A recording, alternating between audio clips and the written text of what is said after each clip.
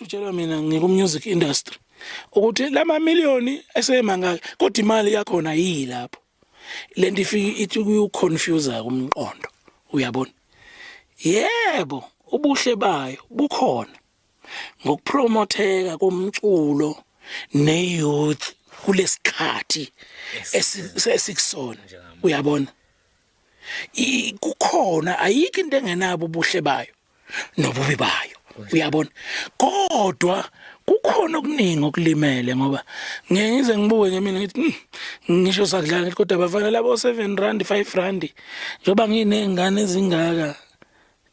namakhosikazi umuntu eganiwe ebhekele nomzi iyohlangana ninike beimali ephilayo kimi kanti le yayisheshe ifike ezingeni loba imali ehlonipha ushintsho nokuhlonipheka uyazi ukuthi imali eza ngesamba isheshe izisho ukuthi ngifihle la uyabona kodwa maqhamuka ngamasente ezuka ayikuyaphephuka nje kufana nomoya ukuboqozela edlathini ungakwazi nokuthi kuphelele ephi kwesinye isikhathi uyabona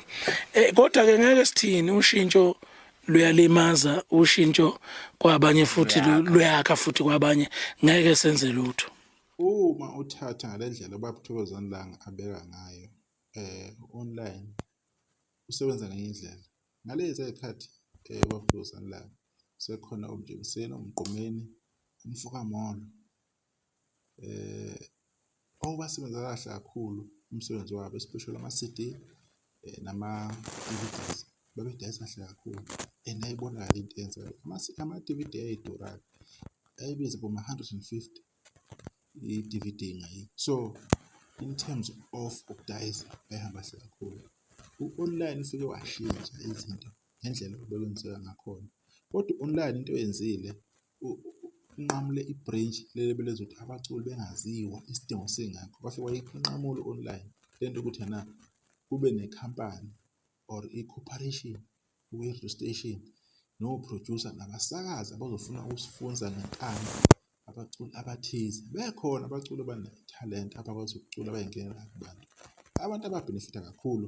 ngesimo so-music ka-online abantu abanjengomjolisi Feza uMafikizolo lonke Shemba bonke abantu abacula noShenge uMenzi uMzukulu uNhloso uSminoff umshini wemali uLimit nabanye abaningi engibaziyo abakhona online abanye bayibamba ngesikhathi sama-CDs baphinde ama-USB baphinde nje kwaba online abantu abanjengomthandeni futhi umthandeni umsebenzi kahle kakhulu ku-online umsebenzi kahle kakhulu online uyobe example ukuthi online usetshenziswa kanjani umthandeni Khuzani nawe benefithile uNjokwe uMdumazi naye ugcinoze wayibamba indlela ukuthi online uhamba kanjani and I'm very happy ngendlela enza uMdumazi ama-AK47 awasala ahlale laphana nje ama-AK47 ebambe kahle usaliwe omunye oncumayo online ukuthi abantu bayawudlala umuntu encane nibone ukuthi uvuka kahle kanjani especially siye nge-album yakhe yakamuva asanda kuyikhipha ethi awuyiphumuze so u-online usebenza ngendlela ezimangalisa but lokho akuveza ababuthokozana labo ngokwe-point yakhe uqinisile uphile ey'khathini anti ama-different generation